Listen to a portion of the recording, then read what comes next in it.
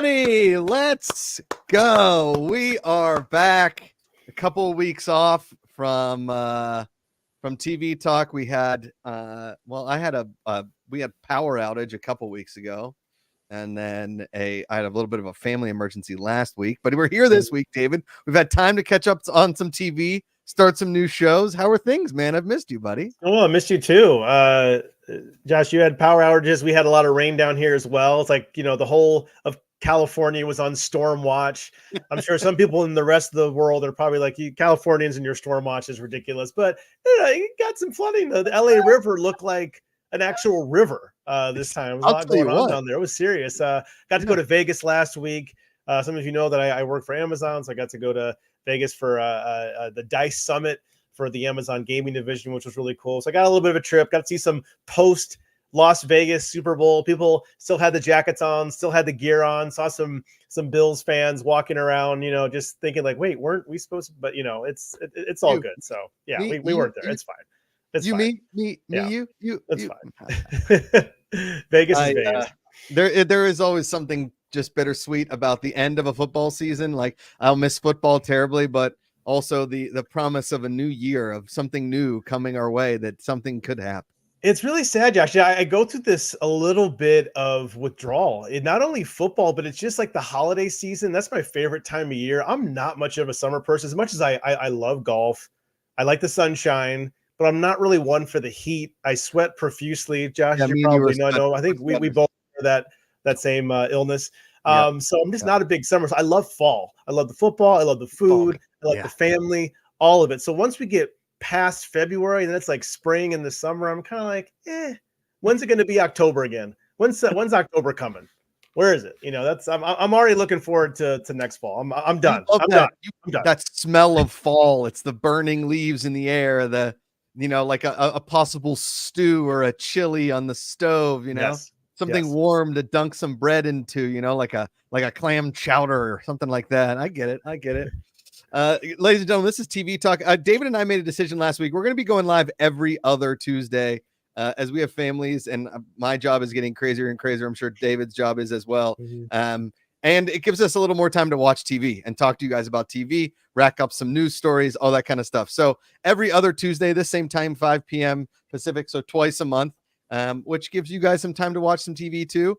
And it's good to see everybody in chat, from Troy and Kate Van D to Katie Dunlap asking, do you either watch Tom Gross? I don't know what that is. Or Grossi? Grossi?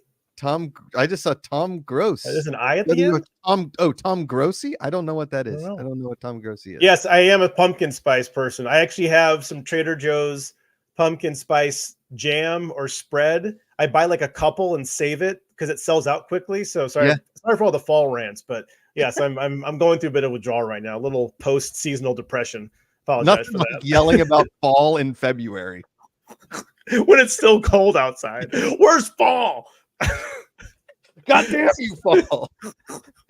I'm just excited. We get I think we have 4 more weeks until Twilight Golf starts, David. Yes, we get some more daylight. True. Playing golf until 8:30 at night.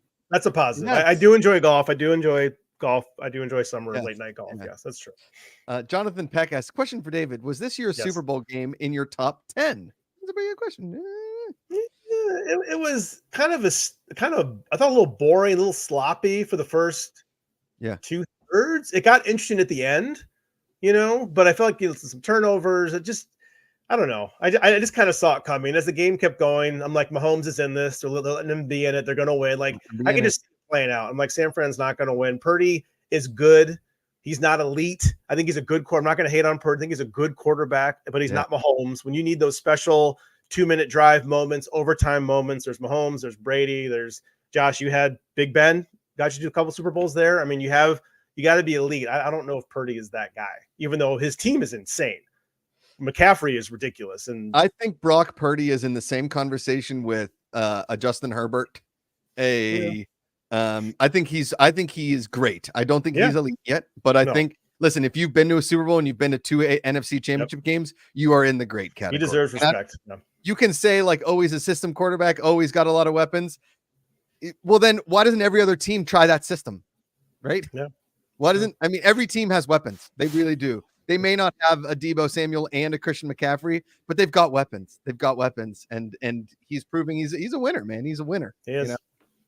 I will say, I mean, there's just been a ton of TV on, and all things being equal, I couldn't be more excited for Shogun. I can't wait. The Shogun hype, like all the so a little inside baseball. I think they dropped the review embargo on February 9th. The show comes out February 27th. So next Tuesday, a week from today. That's always a good sign. Anything there's like a 2 or 3 week, hit where you can start putting reviews out. That means FX knows the show is good. And the reviews have all been great. The only negative thing I've heard is like maybe the romance in the show isn't as convincing, but everybody just commenting on the spectacle, the scope, the performances. I mean, there's a lot of hype. Shogun is like top 10 hype right now for the year. So I can't wait. I think, I personally think that, over the years, Tom Cruise has become somewhat of it's not a punchline. It's almost like he's a caricature of like Tom Cruise in his 60s or however old he is. I think he's a robot at this point. Tom Cruise, like in his 50s to 60s, is a caricature of Tom Cruise in his 20s. Okay. To 30s. Last Samurai might be his best movie. I love Last Samurai. That's great. Right? Yeah. It's incredible. Yeah. And if this has like even a half of what Last Samurai is, I think it probably looks better. This kind of show is so up my alley, like a true-ish story. It's based on like a true-ish story, right? It's like based. Yeah, and there's a book I guess you could read, if you want. Right. There's some book you can read. Hey, friggin' dorks. I will say though, David, I was thinking about you all like 2 weeks ago. A power was out in our house for almost 72 hours, 3 days. I was basically living like an Amish person. Candlelight. I had like a camping headlamp on, and I read a book, David. I read a book. Wow. Which book? Yeah. Was it a sports-based book? Shockingly, David, no, it wasn't. Amanda got this book called like First Lie Wins, and it was basically like a 360-page Lifetime movie. It was fantastic. It was very like, it was about this woman who like assumed these identities but I mean, I churned through that book. I felt like I was back in high school. I was living the dream. Okay. I'm proud of you, Josh. You picked up you put down the remote and you picked up a book because you had no choice. The remote was forced from my hand, David. But yeah, Shogun, hey, you could read a book. I cannot. I'm so pumped for Shogun. This is like going to be appointment viewing for me, just like Masters of Air is, which we can get into later on in the show. Let's apparently, let's see. Somebody said, the lead in Shogun was in The Last Samurai. Yes. He was dueling Tom Cruise with those stick swords. That guy's been in a lot. He was also in the newest John Wick film. He's one of those guys, you see him, you're like, that's that guy from that thing. He's one of those guys. Yeah. Rodney P says Last Samurai over Collateral. I'll be honest with you. I think Collateral is very good. Collateral's very good. Very good. I think Last Samurai is better. I think his role in Collateral is, I don't know, that movie kind of falls apart near the end. I think the soundtrack is better than the movie at points in Collateral. But that, again, we're not if we want to talk about movies, we could trash Madam Web all weekend long. I mean, poor Dakota Johnson and Madam Web, like all these like superstar mega powerhouse actresses. Sydney Sweeney's on top of the world. Dakota Johnson has been in some awesome stuff. They hand them Madam Web and they're like, good luck with this one ruining. Just Sony's like, we're not doing superhero movies anymore. We're done. Yeah, it's not good. I mean, I hope they all got paid very handsomely. I hope they got paid for it. I've seen photos of Dakota Johnson he's on the beach right now with Chris Martin, just living their best life. So good for them. Two very good-looking, wealthy people. So good for them. But we don't need to trash. It's already gone. It's in the dumpster. We did that. Yeah. The superhero fatigue that everybody talked about 5 years ago, 6 years ago, is actually setting in now. Yeah. Setting in. Because thankfully, Josh, there's so much good, other good stories out there to talk, especially with TV. There's so many good stories. So many that aren't superhero based. Nothing wrong with superhero stuff, but there's some other stuff out there too, which is great. Okay, well, let's. Yes. I mean, the reason I titled this episode is why did they release those pictures of the Game of Thrones show that they canceled. Yes. Why? Okay. We both know that Game of Thrones, obviously, people can hate on the ending, people can like on the ending of the original Game of Thrones. Mm-hmm. But as we know, they move the needle. Okay. Why does HBO shoot a $30 million pilot, cancel it, and then release stills from it, or somebody stole them or released them? Why wouldn't you let fans come on and watch it and at least do like the Amazon thing where it's like, we shot this pilot. What do you guys think? And literally put it out to the world and see, okay, if we get over 72% positive reviews on this or likes or whatever, we'll make it 8 episodes of it and give you guys something. I completely agree, Josh. The only story that I can think of, and in the comments, please let us know if you've heard another one where that's happened, where fans have actually been able to see a pilot, a failed pilot in a public setting without, going on the dark web and getting an illegal copy or something, is at Comic-Con several years ago. Joe Hill, who's Stephen King's son, has a series called Lock and Key. Now, you probably Lock and Key. I know Lock and Key. That's on Netflix. Well, before that, there was a Fox series that was adapted, that series that was canceled. And then Netflix picked it up and they did a whole different version of it.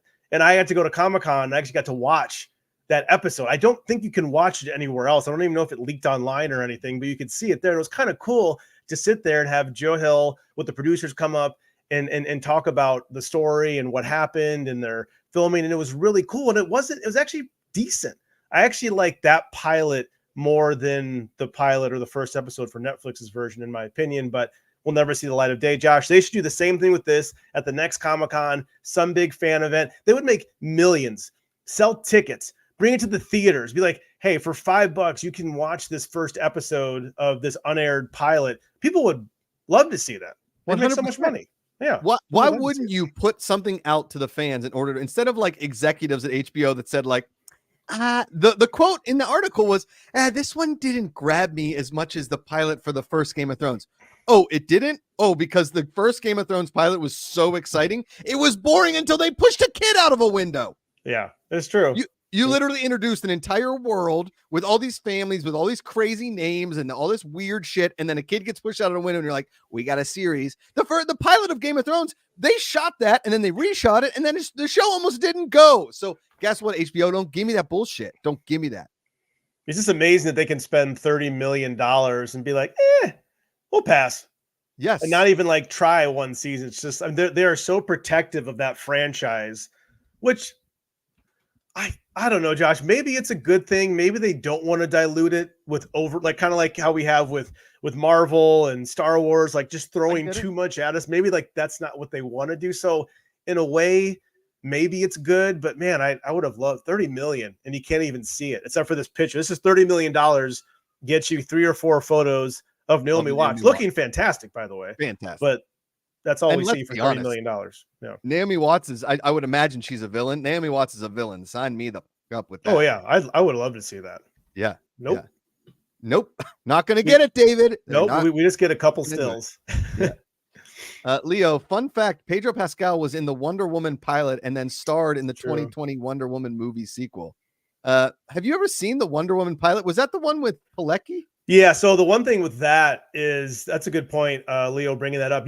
That one actually did leak. That one you can watch online. That is one of the pilots, but it was unfinished, But again, that one, I remember watching that and I was like, it's not any better or worse than any of the CW shows. I don't know. I mean, they're all just whatever. I don't know. I mean, they made Supergirl. Yeah, it definitely wasn't any better or worse than that. So I don't know. It's been a long time. That was like height of Adrienne Pilecki. Poor girl. Like she was going to be Wonder Woman. What happened to her? Oh, right. She was Friday Night Lights. That's right. Friday Night Lights. That's right. Yeah. She was a stunner too. My goodness. Yeah. Scott Welsh saying Trailer Park Boys was with Showcase in Canada for a few seasons. I don't know what that means, but I'm guessing it was like sort of like how The Simpsons started on Tracy Ullman. That kind of thing, maybe. Okay. Yeah. Yeah. Yeah. Orville. That's right. She was in Orville. Forgot about that. She was in Orville. That's true. Good call. Never. I watched the pilot of that show and I was like, "Yep, not for me. Not meant for this guy. Too much space." Space. Although, I mean, let's be honest. I'm a fan of For All Mankind, and this is true. favorite season has been this like most recent one because it's so far out of the realm of like the real world. But the first 2 seasons of For All Mankind, in my opinion, were just, I mean, stellar programming. It was just incredible. It's true. Maybe Katie Dunlap says maybe a massive tax write-off. Yeah, but at the same time, I don't think HBO writes off a Game of Thrones without something else behind the scenes. Like, was Naomi Watts hard to work with? Well, did Naomi Watts want to do it? Did they not like where the script was going? Did George R.R. Martin kind of squash it? I mean, there's a lot of reasons that this may have not gone. I just don't understand why you shoot a $30 million pilot and don't show anybody, any of like the diehard fans or any of the fans to say, hey, is this something that you guys would want to watch? Because guess what? I think fans are relatively smart when it comes to that kind of stuff. Yes. Okay. Some of like, listen, dude, I mean, Yacht Rock nobody likes Yacht Rock as much as I do. So the worst Yacht Rock band in the world can make a song like this is genius and everybody else might hate it. Now there are going to be those fans, right? That are going to say it's Game of Thrones. It's going to be amazing. But I think there's a lot more fans that are kind of like in our wheelhouse that would say, yeah, maybe this isn't the one. Yeah. Because did you love House of the Dragon right away? I don't know if I liked it right away. I still don't know how I feel about House of the Dragon. I enjoy it. I don't know if I'm like as excited for it as I was for new seasons of Game of Thrones. Like I know it's coming out this summer. We're going to get a new, I don't know, Josh. Did you love it right away? I enjoy it. I don't know if I loved it. Yeah. I didn't love it right off the bat. It took me a hot second to be like, okay, these are my people. Because, it took you a while to get to for the first Game of Thrones cast to be your people, right? It's not like Sopranos that got me right off the board, but that's more my thing, right? It's not like The Wire that like right away I liked it because that's more of my genre, right? If for a fantasy genre, you're gonna have to earn my attention, and I think that with House of the Dragon, I just wasn't ready for those people to be my people yet. And then when I was, they time jumped and I lost all my people. And so now, besides obviously, the main guy, who's Matt Smith, right? That's the actor's name, the guy from the Matt Smith, yeah. So then it kind of came back around full circle, and I was really on board by the end of House of the Dragon, right? Like it took me a while. So for HBO to use the excuse that it didn't grab me as much as the original Game of Thrones, I think that's bullshit. I think that's I don't know. Justin W says, what did you guys think of the True Detective finale? We'll get into it. Yes. We'll get into it. That was a big one. We'll save that till the end, I would think. Yes. Wouldn't you say, Damon? I think we should. Josh, I was really excited over the break when I saw news that I knew Josh would be very happy about. And we are getting, folks, it was announced a few weeks ago. It's been a little bit. A second season of Hijack. We are getting more adventures of Idris Elba. And it's him. He confirmed that it is his character. So there's going to be a new Hijack. I thought they were going to maybe like do it, like, what's it going to be, a train? Like, is it going to be on the bus? Like Speed? What's going to happen? But it is Speed 3 we've all wanted. Speed 3. It is his character again. That's big news. I'm excited. That was probably the sleeper. I don't want to call it a sleeper, but one of the big hits of 2023 that I feel like we didn't talk about enough. Like, I feel like it was really good. It was really well done. Yeah. I mean, he is a new John McClane. The DDLD said, is he the new John McClane? He is. Yes. Kate Von D, an Uber, Solskjaer Cruise. That was Speed 2 cruise control. No, that's criminally underrated film. It's terrible. It's absolute garbage, but it's still fun. Hijacked on a train or a cruise ship. Yep, Rodney P. Cruise ship's been done. Yeah, Hijack was a success. I feel like the two shows that I was not anticipating liking as much as I did in that around that same time were Hijack and Lioness. I liked them both a lot. Agreed. And we haven't heard anything about a season 2 of Lioness. But man, for me, Idris Elba's had such a strange last few years, right? Where we thought he was going to be James Bond. Everybody kept saying he's going to be James Bond. He's going to be James Bond. He's going to be James Bond. And then he just kind of like, he pops up here and there, but he hasn't had like, I mean, because I love him and everything he does. And he hasn't exploded like I thought he was. And maybe he has. And I don't know. Like Luther is one thing. Hijack is good. What else? it hasn't been. Well, he seems like he's played a lot of villains. I mean, he was in the Fast franchise or he was with the Hobbs and Shaw. He was the big villain there. I don't know. He kind of reminds me, maybe this is a bad comparison because they're very different in their personas, but I'm watching this, Monsieur Spade series on AMC Plus. I love it. I love it. Okay. It's a sequel. It's a direct sequel to the Maltese Falcon from the 1940s. Yeah. And he reminds me a little bit of Clive Owen. I think Owen is one of those guys who has James Bond looks. He has the size. I mean, he's older now, but he has the size. He's handsome, all that stuff. Both those guys, Idris and Clive, could both be James Bond in the past 10 years ago if they wanted to. But sure. I feel like they're just such great character actors. Like, I'd almost rather see Idris, apart from Hijack, as a side character more than the star, even though Hijack proves he can be the star. Totally. But I don't need to see Idris as the star. I like him, and if he does smaller roles the rest of his career, I'm happy with that. Okay. This is my 2 cents. Yeah. No. I mean, listen, he's such an interesting dude. He has such an interesting way of talking, and he has he's just got such a presence whenever he's on screen that maybe he's like later in his career now where we might see him in something like a Slow Horses. Not in that sense, right? I always thought that he was so good in The Office that him doing like another comedy kind of thing, like the straight man in a comedy, I think is really in his wheelhouse.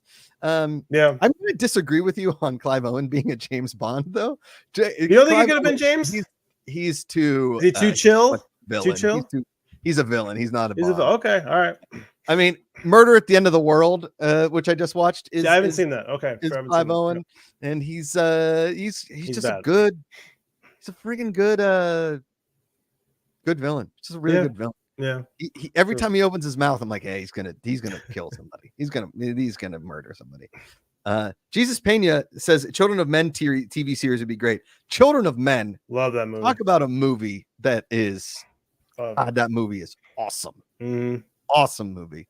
That's the kind of story that if it came across your desk today, they'd be like, this is 10 episodes on Netflix, and this might be like 3 to 4 seasons for sure. Oh yeah. Man. Man.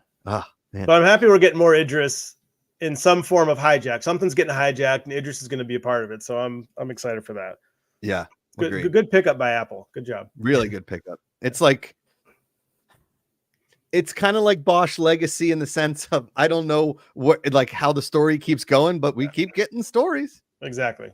Like what's next? It's like, I thought they were gonna just pure anthology. They're just gonna flip it, brand new cast, new characters, and a different Hijack, but it's just more Idris. It's like, okay, that's fine. Just Idris the shit out of it. Can't go wrong. Yeah. Katie Dunlap in there asking, did either one of you watch Letterkenny? Man, did I try and really enjoy that show, that Canadian show? But I know it should be right in my wheelhouse. I know it. I really should enjoy it. I know it.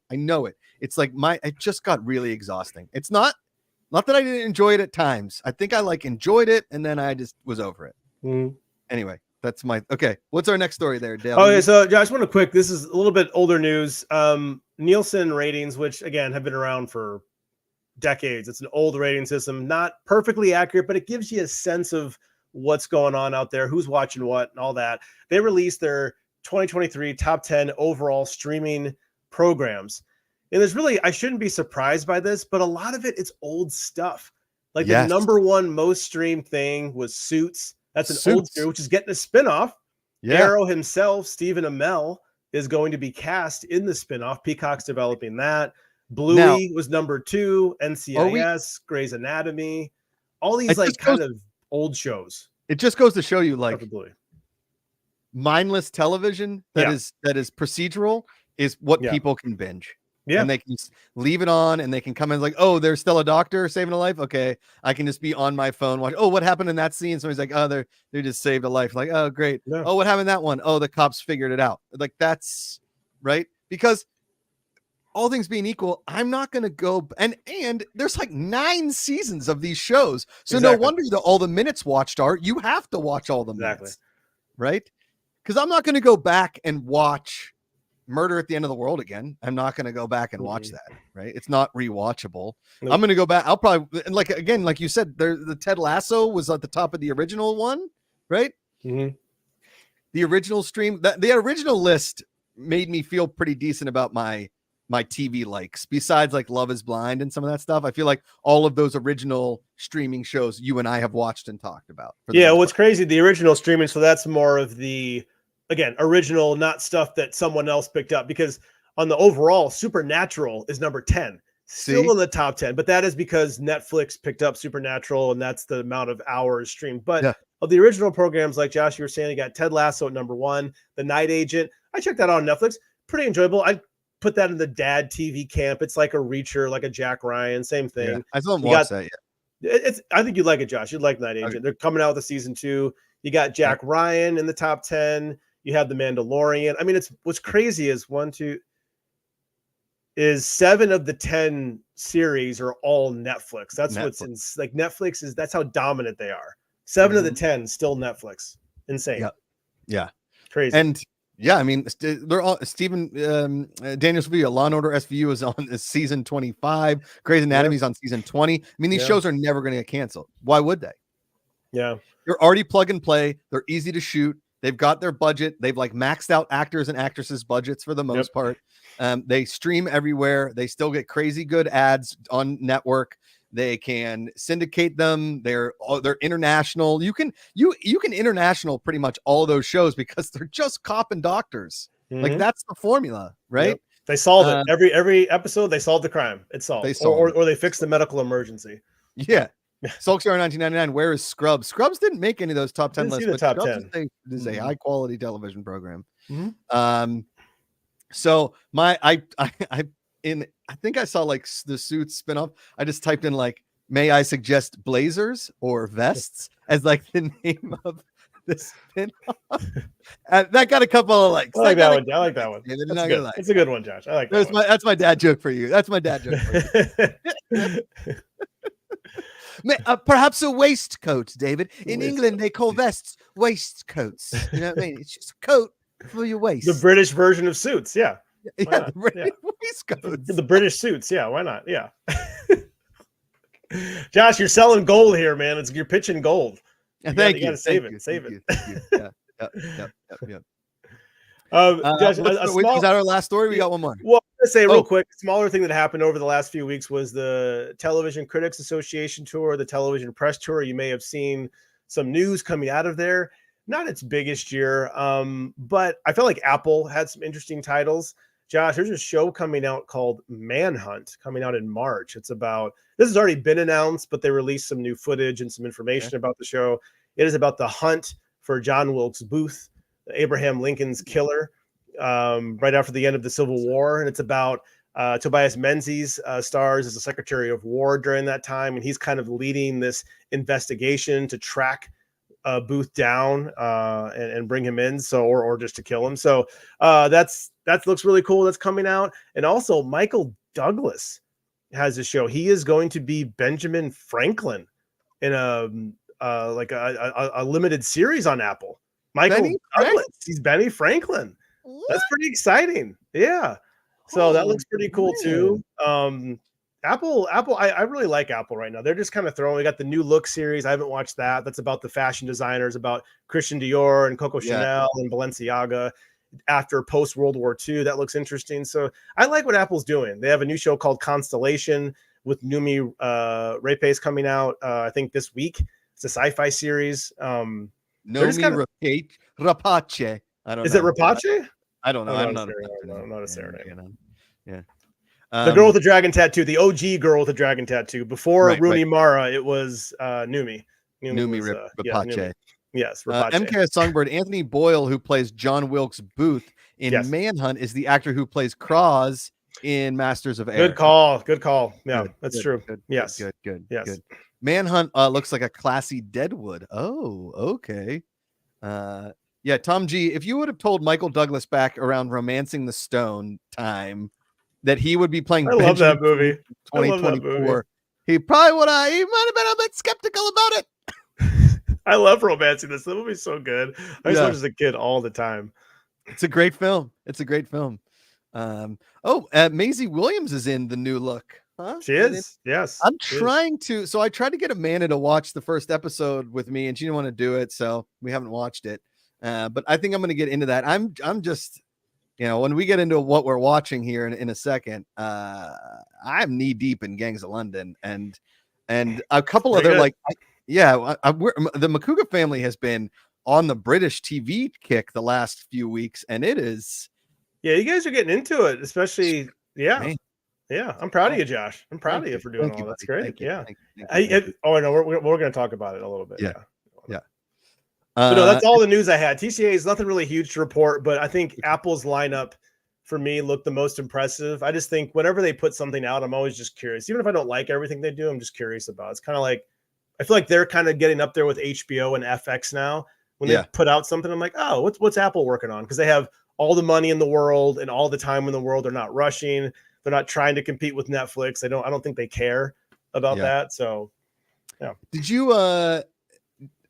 My brother was asking me like if he thought that what I thought like the streaming landscape would look like in a couple of years, because they announced a couple of weeks ago that like Warner Brothers and ESPN, they're all going to have it's like one sports streaming service for all of them together. And I was like, so cable television? That's it. Yeah. And I think cable. I think too, Josh, more mergers are going to happen. Right. Yeah. But I said to Ben, I thought that like the four main streaming services that would just basically envelop everything were Netflix, Amazon, Apple, and Disney, and then Hulu would just become like you can now, like Disney Plus, you just click on Hulu, exactly, and it's in there, right? Like that. There's your Hulu app. It's right there. It's like, oh, do you have the adult permission to click on the Hulu app, kind of a thing, right? But because Apple can afford to take a loss on streaming because they profit elsewhere, right? Exactly, and they love the fact that a lot of their shows are doing really friggin' good.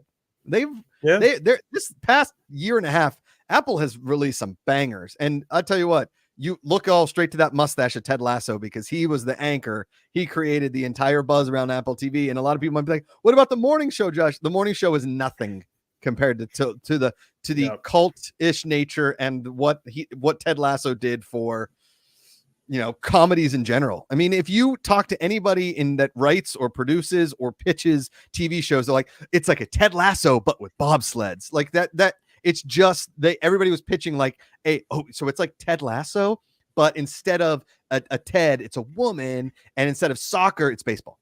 You're like, okay, okay. Let me read the script. And that's what that did. And that created Apple TV. It really did. It put him on the map. Because now I think when I'm like looking at things, I'm like, okay, let me look at Netflix, and then I'll look at Amazon, and I'll look at Apple. And now I'm kind of like, let me look at what's on Apple now. Oh, there's that. And then I go to Netflix, then I go to Amazon. So, Bradley Pooper says HBO Max should change its streaming to Pair Plus. Don't know what that means. But okay. Oh, and some about the point, Josh, it's a good point. Not Rick Samaras said that Paramount Discovery talks. That I have heard there's been rumblings about Paramount and Discovery, which would be another massive merger. But yeah, it's all going to merge. I mean, the only thing with Apple is, I guess Apple doesn't have a history of acquiring companies. They usually build from within, do their own thing. So of all of them, if I don't see Apple merging or buying anything. I think they're just going to keep doing what they're doing and make phones and tablets and computers. I don't think they're going to merge with anybody. And then when they get some really like top tier blue chip content, they're going to make it. Exactly. Yep. Kate Von D, one of our Peacock. Sorry, MK Songbird. Sorry, corrected. Sorry, Peacock. I'm sorry, not Discovery. Peacock. Yeah. Sorry. Kate Von D, is anyone watching the new feud, Capote versus Swans? I need to watch this because I thought it was something that I did, but it's basically in that same vein of the one that we watched with Jessica Lange and that was Joan Collins and Betty Davis. Yeah, right? It's been 7 years since that. This is the first season we've had in 7 years. Yeah. So I'm definitely going to watch it. I don't think that's an Amanda show. That's just gonna have to be on my queue, and I don't think I'm gonna get to it soonish. I would say within the next month-ish, maybe. Right. Because I'm like almost a little over halfway done with the second season of Yellow Jackets. Okay. Which has become a slog. I got to be honest with you. So, but I want to finish it, and then I'm gonna finish wholeheartedly finish Gangs of London, right? Yep, gotta do that. That's important. I gotta come through on that because I really like that show. Mm-hmm. And then maybe I'll put Capote and Swans on there, but man, there's just a lot here. There's a lot. There's more coming out. You got Shogun next week, and I'm not gonna watch the whole series, but I want to check out the first episode of The Walking Dead. With the Rick and Michonne story. Yeah. I'll watch one just to check it out. Is that this weekend? It's the same. It's this coming weekend, I believe. I think so. Yeah. I'm gonna have to record that because I'm tired of coming out for AMC Plus, or I don't know if I am or not. I think I am. Might want to check those subscriptions. They start adding up. They start adding up real quick. They sure do, man. They sure do. David, don't forget about The Last Airbender. I know. Yeah, I know. That's coming out too. That's right. That's next week. Next Thursday? Is that really? Next Thursday, I think. It's coming up soon. They just released another trailer recently. So yeah, that's coming out. Thursday. Thank you, Brian. Oh yeah. Get in there. Last Airbender, Thursday. Last Airbender. I know, Josh. I will watch that for you, Josh. I'll watch that for you. 20 seconds. Thank you. Sorry? Is that show about farts? Is there any fart jokes in there? No, I don't. Well, I mean, the original wasn't, it was an animated. There might have been a fart joke. I don't remember any, but there might be one. I don't know. It's just so many fart jokes in there. Because of the air bending, Josh, that we're going with that. The air. I see where you're going there. I see it. I get what you're picking. I'm picking it up. We watched that movie Elemental. Rosie likes the movie Elemental. Yes. And there's a team, they go to this sporting event. I don't know what kind of sport they play, but they're called the Windbreakers is the name of the team. And it's like they're all clouds. I remember that. They're clouds. Yeah. Clouds, and they break wind, and it's just a bunch of fart jokes, and it's really funny. I dug it. MK Songbird, Korean series coming to Netflix next month called Chicken Nugget, where the premise is a woman is turned into a chicken nugget. All right, now we're really getting to we're really scraping the bottom of the barrel. I love chicken nuggets. Don't get me wrong. I do too. Yes. That is my son's favorite food, chicken nugget. Rosie loves French fries, doesn't like chicken nuggets. It breaks my heart. Every time I get chicken nuggets for her, she's like, "No, Dada," and I eat them, which I'm fine with because I think they're delicious. They are. Rosie, not a chicken nugget fan. I don't know. Breaks my piece of my chicken nugget heart, David. All right, let's talk about some shows. Let's talk about what we're watching. So many. There's so many of them. So much show, David. So many. Okay. Let's go first. This season of Curb. This is the final season, obviously. And I thought that we were the finale was gonna be in Atlanta, and it's gonna be like the Seinfeld finale, where a ton of people in Larry's life come back to haunt him. Mm-hmm. And I thought it was. I just don't know if that's what's going to happen. But this season has been stellar. Yes, but have you not? Did you see last night's episode or two nights? Yeah, you did. Yeah, all the golf stuff. All the golf stuff. Love the golf. Yeah. As two golfers here. Yeah. Drop. Horizontal push. Or the tug. I didn't know about the tug. No one told me about the tug. Horizontal tug. I didn't know about it. It's just he kind of keeps doing the same thing over and over again, but it works. I just find myself cracking up the whole time. I mean, it's the same, he gets in more and more ridiculous situations, but I can't help but crack up. It is just awesome. And I think that this season, I don't know the exact story on why Jeff Garlin got kicked off of Goldberg's. But I think it doesn't seem to, it hasn't gotten him canceled off TV. It's just that show.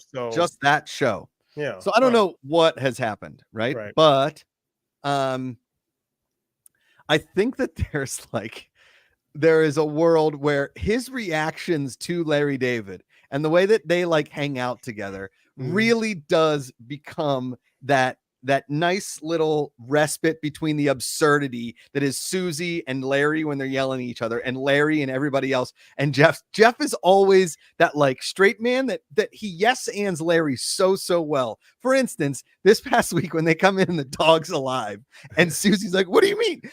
Jeff's standing there and be I didn't. Yeah. It's really funny, man. Really funny. And I love JB Smoove too. I mean, he's so counter to what Larry is as a person, but there for some reason I don't think any other show those two work together. No, but on Curb Your Enthusiasm they work. No, yeah, and I just love that they're roommates basically. Like they're room. I mean, he lives in the back house, I think, but they're roommates. Yeah, but they're roommates. Yeah. The Tracy Ullman, like disgusting woman that lives with him storyline, Amanda is like so confused by it to the sense of like, why is she still here? Why is she still here? Still here.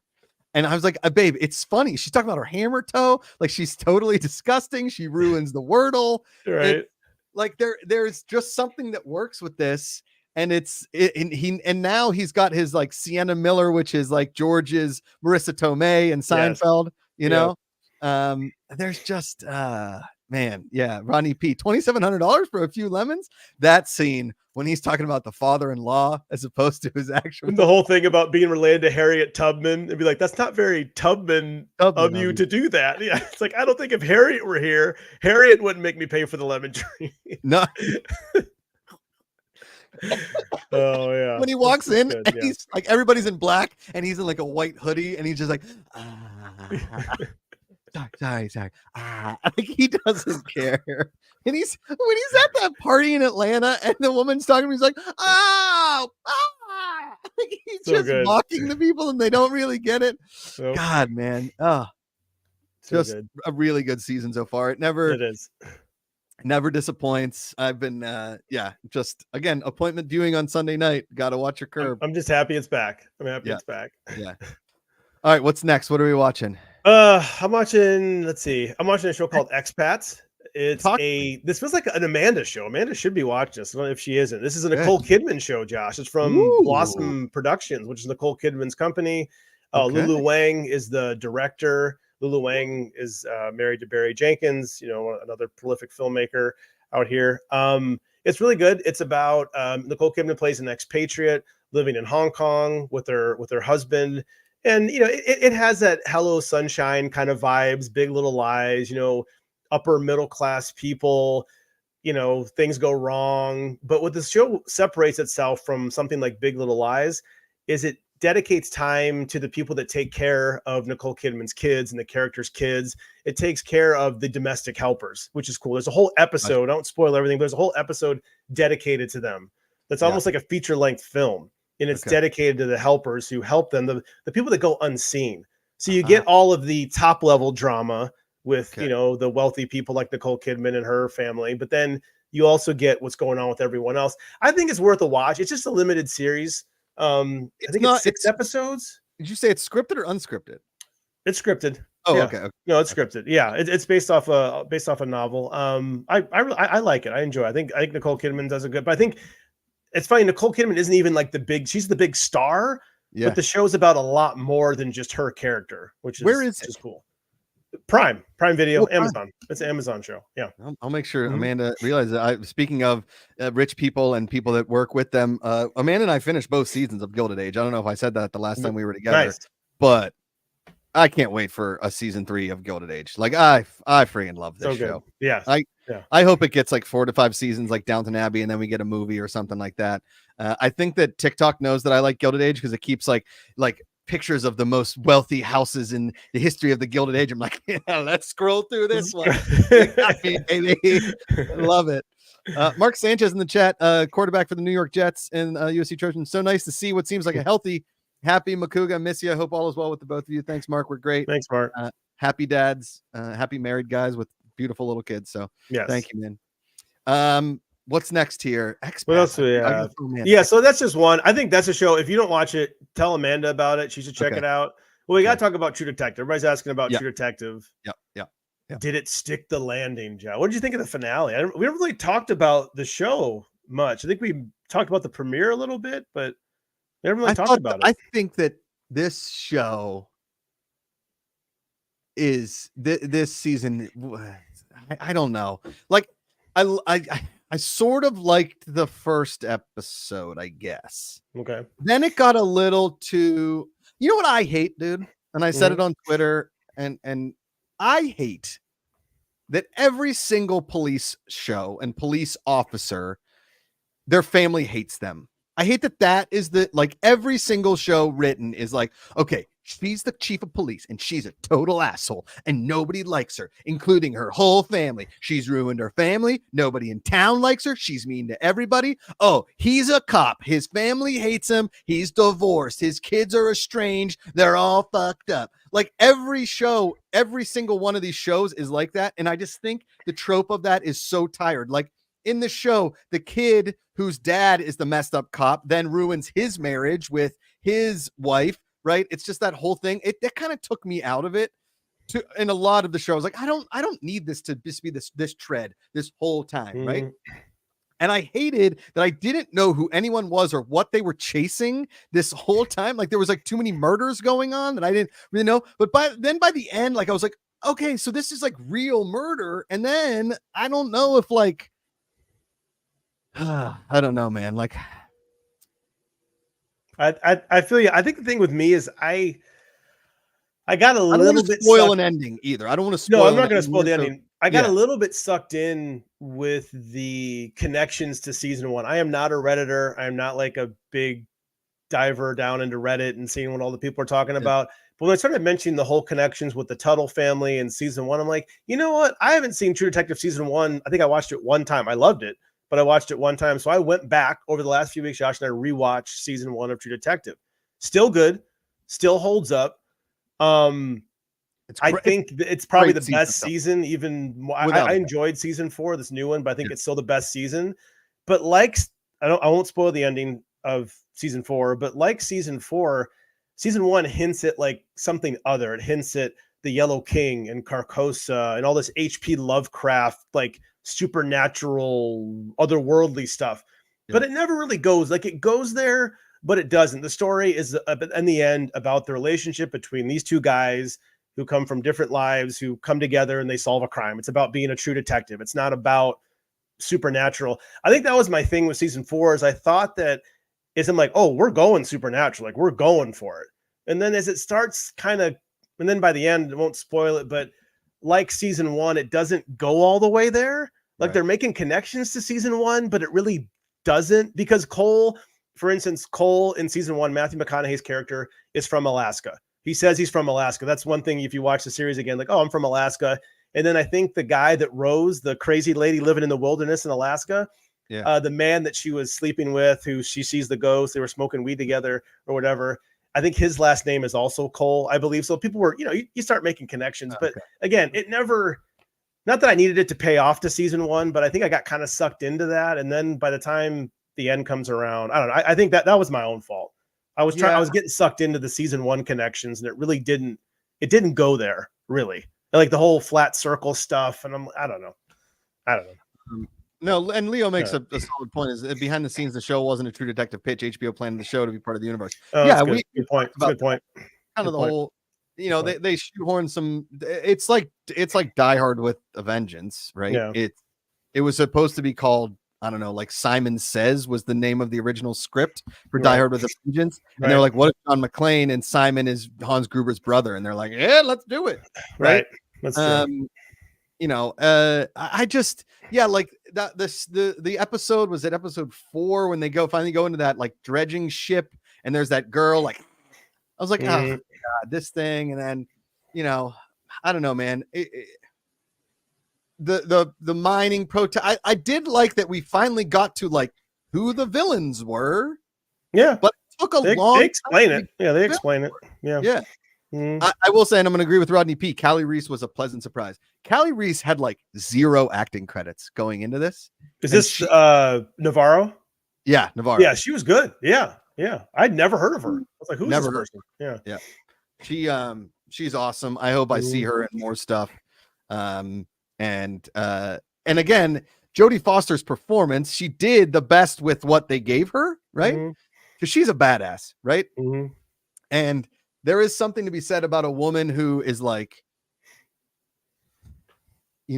plugged into that world that can like still hold her own, and everybody like fears her, respects her, but tries to get one over on her, and they never do. She's tough. I mean, I think Jodie, she's believable as that tough, hardened, like I bought her character for sure. Yeah. I bought it. MKS Songbird, Callie Reese is also great in Catch the Fair One on Hulu. Yeah, I saw that as her credit. Okay. I've never even heard of that. Yeah, same. Never. I mean, that's one of those things where I mean, thank you, MKS Songbird. But again, I never even heard. I mean, I don't even think Hulu advertised it. I've never heard of it. Speaking of something that was advertised a bunch that I finally got to watch, David, have you watched? This is a movie. Yes. Did you watch Holdovers? Oh, I loved Holdovers. Yeah, I loved it. It's great. Yeah, we actually watched it like around just after Christmas. So I mean, it's a perfect holiday movie too. Yeah, and the reason I kind of bring that up is the kid that plays the lead, who plays the student that gets holed over with all of them. They apparently like 800 or 900 people submitted for the role, and they just couldn't find anybody. And Paul Giamatti and the director and the producer were like, let's just go to some of these schools in New England that have drama departments and have kids audition. And that's where they found this kid. Oh, wow. I didn't know that. Yeah. Pretty cool. That's a good story. Yeah. Anyway, yeah, I think that if I'm going to rank the seasons, I would probably put this my third favorite. Oh, you put it behind the Mahershala Ali season? I'd put it above Mahershala's season. I think number 2 for me. Season 1, and then season 4 and 3, like good. I thought this one was more entertaining than the Mahershala season. Agreed. Sure. Yeah, and then way better than 4 because 4 is an abject disaster. 2. 2. Yeah, 2. Sorry. 2. Yeah. Mm-hmm. But yeah, man, I think I might go back and watch like the final 2 episodes back to back, so that I can get like that might help me with the finale. But we'll get to it. Speaking of finales, again, like I said, I'm like midway through this second season of Yellow Jackets, and David, we got to end it. I watched season 1, and it's funny. Season 2, I actually enjoyed season 1, but when season 2 came out, it was one of those things I didn't pick it up again. And then I think I heard stuff from you and from other people that said it wasn't quite as good as season 1, and I don't know. I never gave it a shot. When people say like, oh, it's slow, it was slow in the middle, but it really had a good middle or good beginning, a good ending, but it's slow in the middle because you gotta fill the episodes. Do you? Like, can't you make everything good? I don't understand like what a all the like the slowness and why it's needed, right? I don't know. So I don't know, man. I'm going to finish it. I'm going to finish season 2. I've already invested this much time. I have to finish it. Yes. But Amanda keeps coming up like Rosie will go down, and I'll go start watching it until Amanda comes up to bed, and she's like, "You're still watching the show?" I was like, "Babe, I'm only getting like 25 minutes at a time because that's how long it takes for you to put the baby down, and then we watch something that we both like." So I'm basically watching Yellow Jackets like 25 minutes at a time, and I got to tell you, it's not the way to watch it, David. There's never enough time to watch all these shows. There's not enough time. There just isn't. All right, talk to me about. Let's talk Masters of Air. Yes, let's do that. Yes. There is something to be said. Like, spoiler alert, I guess. It's like, is Elvis gone? Is he out of the show? Where is Buck?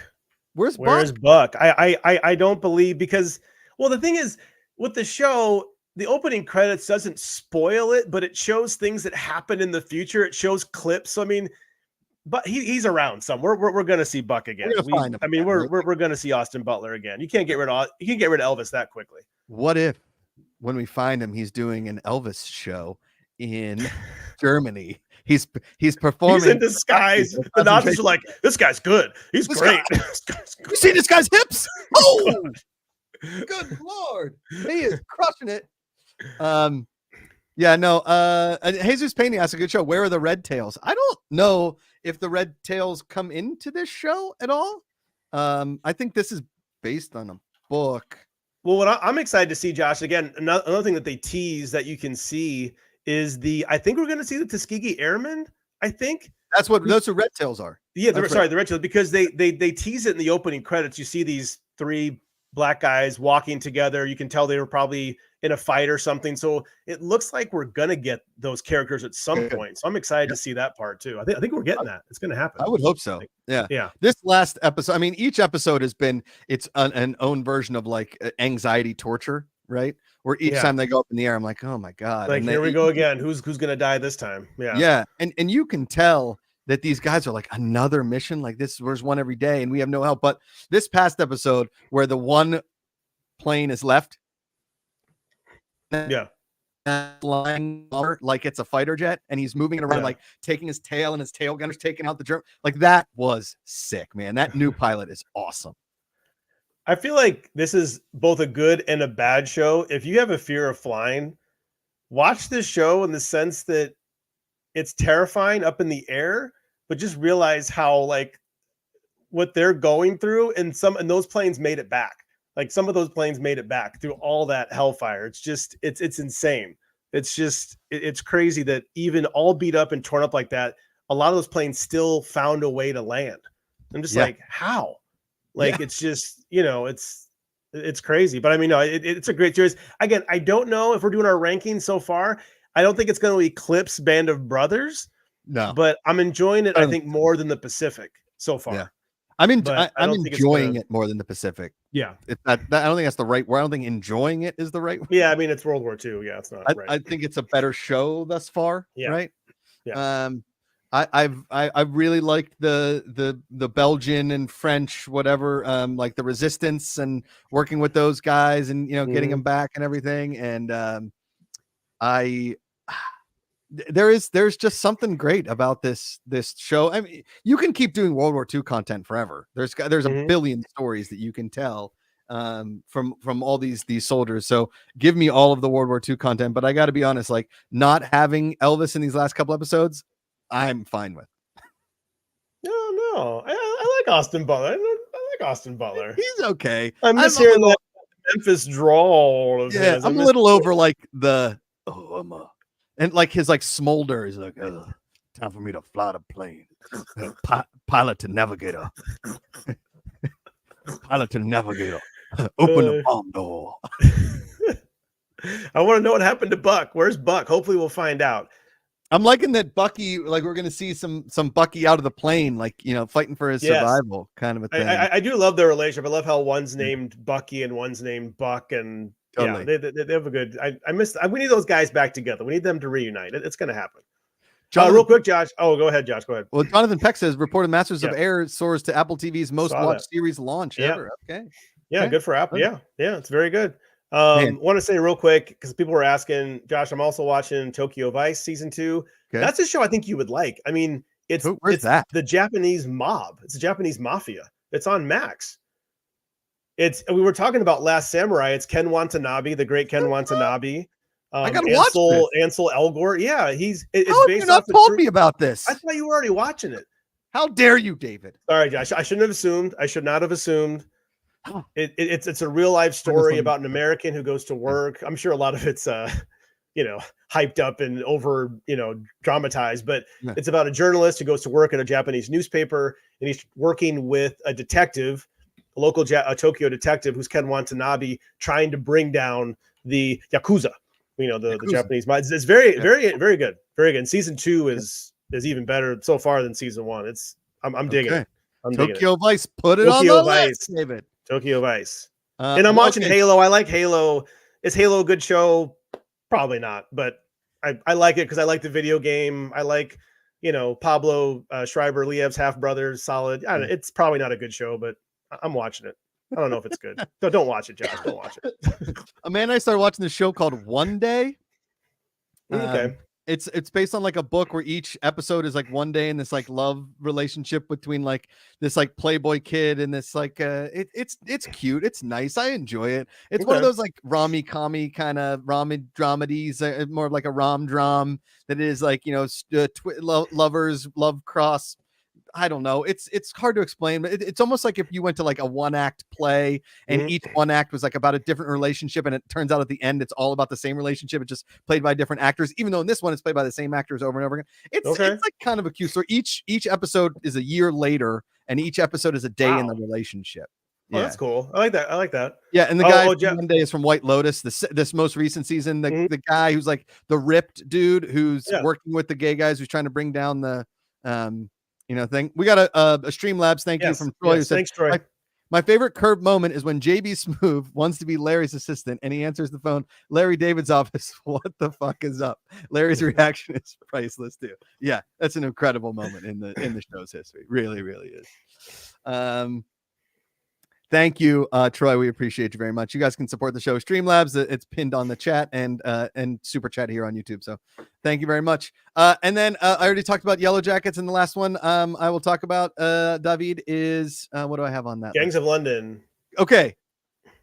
I know you sold this show to me as like, this show's awesome. Yeah. This straight up, just the amount of like murder and chase and just guns and violence and like heads exploding and like family drama and weird stuff. I'm in. Yeah, there's a lot of layers to this show. There's honestly like some like karate shit, what the show that we love, Warrior. There's like some Warrior. Yeah. Oh yeah. Too. Yeah. Yep. So thank you for turning Gangs of London onto me, and when I finish that show, I will come on here because there's only what 2 seasons, and they're working on the 3rd season now. Yeah. Okay, got it. So by the time I finish season 2, I bet season 3 will be kind of like coming around. Yeah. So yeah. Okay, David, are you ready for your?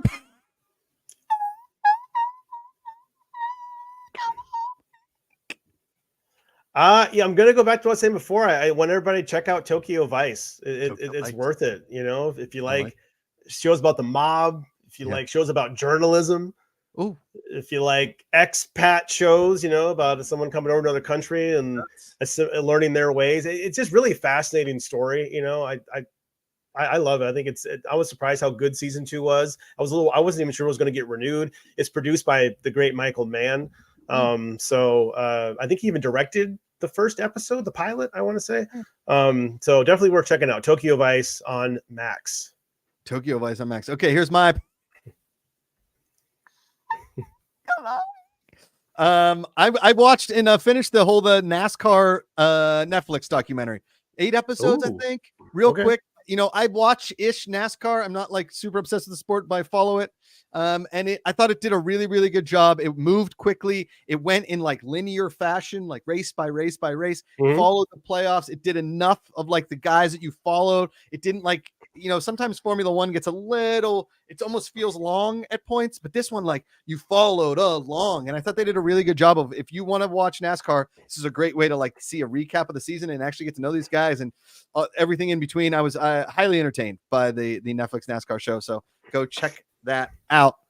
David Griffin, Josh Macuga here every other. Oh, Solskjaer, thank you for the super chat. Yes. You've seen the Raid films, right? Gangs of London director. Oh, yep. Okay. Yep, that's true. Yep, that is very true. Yep. That's why the fight scenes are so good. Good and violent. Yeah. Good and violent. Yes. Violent.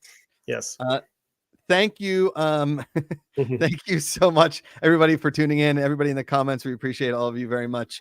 Choose positivity. It's an active choice. Call somebody, text them, tell them you love them. It matters. It's ways you love and hate. Find the good.